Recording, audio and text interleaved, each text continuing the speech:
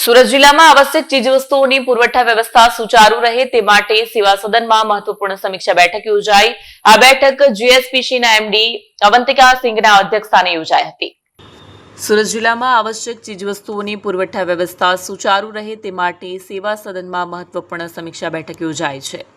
બેઠકમાં જણાવાયું હતું કે હાલ પેટ્રોલ, ડીઝલ, ગેસ સહિતની આવશ્યક ચીજવસ્તુઓનો પૂરતો જથ્થો ઉપલબ્ધ છે અને ભવિષ્યમાં પુરવઠો જાળવવા પૂર્વ તૈયારી પણ પૂર્ણ કરવામાં આવી છે।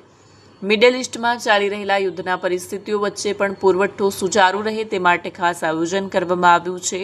શહેરમાં ગેસ વિતરણ વ્યવસ્થા મજબૂત બનાવવામાં આવી છે। હાલમાં 15.20 લાખ ડોમેસ્ટિક પીએનજી કનેક્શન ઉપલબ્ધ છે।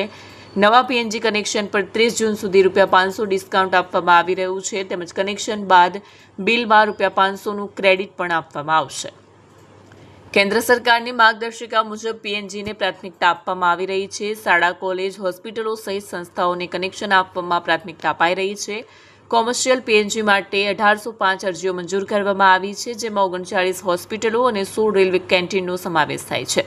જિલ્લામાં ગેસ સિલિન્ડર સપ્લાય અને પીએનજી કનેક્શન પ્રક્રિયા સરળ બનાવીને 7 દિવસમાં કનેક્શન આપવાની વ્યવસ્થા પણ અમલમાં મુકાઈ છે।